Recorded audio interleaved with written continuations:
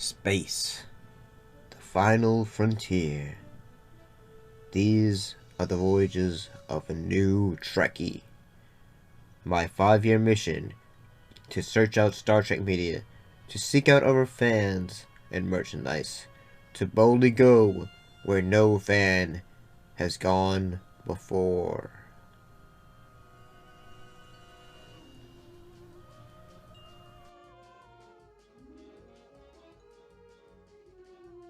Greetings and salutations. So we're back to talk about Star Trek Phase 2.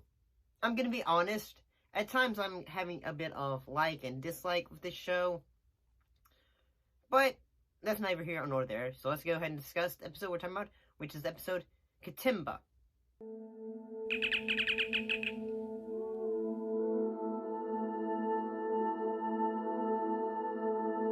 What happened in this episode? Well, the Enterprise must reach the Klingon homeworld to convince their Emperor not to start a war.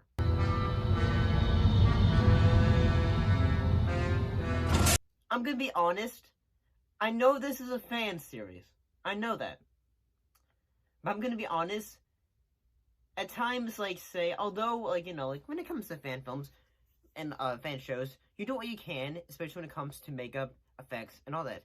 And the effects of the show are great. I do have to say that sometimes the makeup could be a bit spotty. Nothing. Yet we waste 100 ships guarding his sacred presence. There is no place in my plan for a weak, pampered boy. For this episode. But maybe it's just it feels like you can see, the seams of the prosthetics. But then again, that should be expected, independent, fan films that they're not able to make money off of. I will say that I did find the idea of the crew having to go to the Klingon homeworld was fairly cool. However, I did not really expect until they got to it that basically you're telling me that the Klingons live in castles?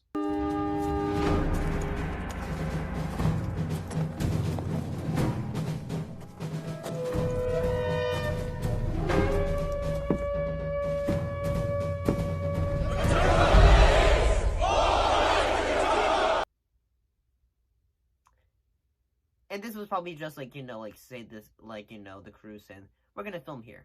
Cause, mood, tone, and all that. And it looks cool. It just really comes off as, say, Kirk. There is no time for that now. I've got you out safely. Go, Kirk. If you are the one chosen by Kishar, then we must speak with the Kitumba alone. So the Klingons live in castles? So, yeah, that really kind of surprised me. But, yeah. I do have to say that at times, again, on the set of the makeup, it can be spotty.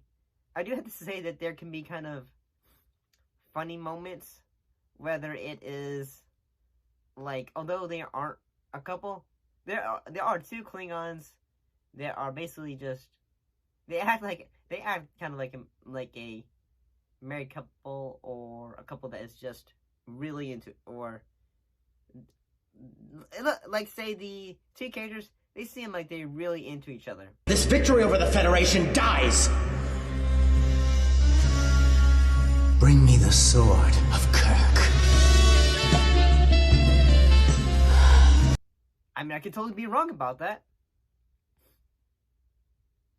And I do think it's interesting in the fact that they have, one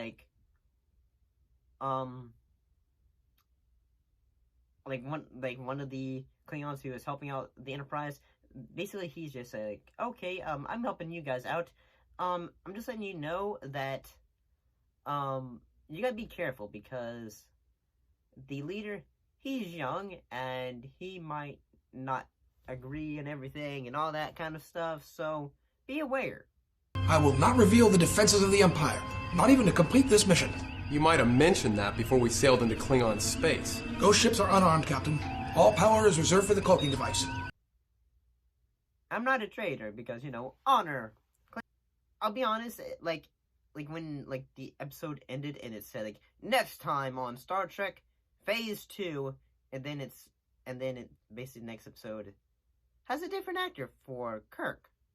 So honestly, if I had not known this was gonna be like the last episode for James Cawley as Kirk, I feel like he does a good job. Like, honestly, I feel like he does a good job as the character. Spot. I've got the door, Commander. We're pleased to find you all in good health, Captain. The Kitumba has refused to apply his seal to the war plans. Malkton is now desperate. And a desperate Klingon is a dangerous one, Kirk. You are all in great danger. But I will say that, like, one of the moments where I was like, what? Really, what? I thought that the actress, like, when we first see Uhura, I thought, okay, that is a terrible wig. Ship to ship. Broadcast an appeal to surrender. Surrender, Captain? No Klingon would dishonor himself so.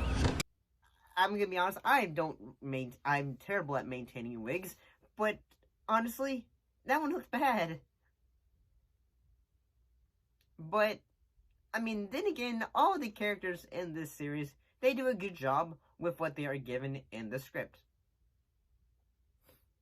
And especially, I had to say near the end of the episode, or with the battle sequence, it was honestly pretty cool.